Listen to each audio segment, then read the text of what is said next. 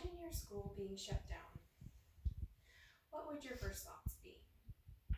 I imagine your first thoughts would be, what am I going to do to further my education? Where will I go? And what am I going to do overall? These questions are shared by many parents now in Nevada, as many online schools are being shut down, such as Connections Academy, or have already been shut down. I personally have attended online schools as well as public schools, and I currently have a best friend whose siblings go to Connections Academy, and they are currently fighting for the middle school and high school to remain open. Many parents express their worries with their children going to public school and express their worries about safety because of guns, bullying, and mental well-being. While online schools not only provide a better curriculum more based on your child's needs, they can provide a better safety. Even though online schools and public schools are similar, they are vastly different for the individual student. In this speech, I will discuss the differences between the two school systems and express why it is important to understand the pros and cons of getting rid of online schools.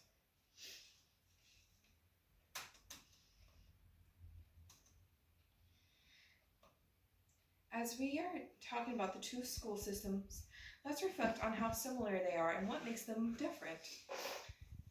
As the topic of this speech is to understand why online schools are being shut down, I feel it is a necessity that we discuss the differences between the two types of schools.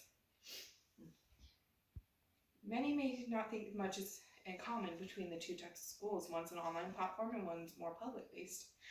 But Nikki Roy says students learn in a variety of ways during their day. They use various media to pursue knowledge, and it may be in class, a small tutor group, or alone. It's a myth that homeschoolers work alone at home, by the way. They have classes and tutorials on whatever they sign up for. In essence, she's saying, school's overall goal is to gain knowledge. It doesn't matter whether it's online or whether it's public schools. The overall goal is for knowledge.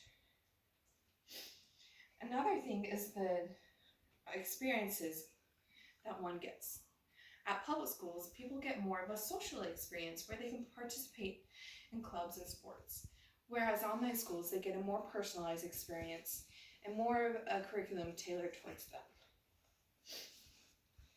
Now that we know some of the differences, let's begin and discuss what will happen if online schools shut down. There are many benefits for public schools. As we see, the ratings go up as there are more individual students at public schools. With the ratings go up, schools become more credible, and with more students, schools get more money.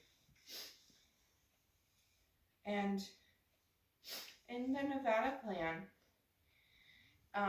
it dictates that K through 12 schools get a certain amount of money for each student. QuinnCenter.com states that in 2014, CCSD received $1,236 in state and federal categorical funds per pupil. As the numbers go up, graduation rates go up too. Schools become more reputable. Like, did you know, for example, Shadow Ridge has a 90% graduation rate? Who wouldn't want their kid to go there? It also impacts student life in the modern world, as going to school not only affects the social life with the sports and the club activities, it affects the community life as well. Even though there are many benefits for public schools, there are many cons for the families of students that are attending online schools. We see parents fighting for their kids so these schools can remain open. I have a very close personal friend whose siblings suffer from severe allergies and autoimmune diseases. They often miss so much school that they were left out of PE and of recess, having to do makeup work instead. And we have seen that online schools have improved their overall well-being, as well as them not only being healthier, but as succeeding better. We also see that their safety has increased as well. There are many people on both sides of the debate. Even though the schools Though online schools and public schools are similar, they are vastly different for each student. In this speech, we learned about the differences between the two school systems and expressed why it is important to understand the pros and cons of getting rid of online schools. Today, we talked about the differences, the benefits public schools get, and the cons students and families experience. This is a dilemma that our new generation is facing nowadays, and we should have the option for different school systems to be open.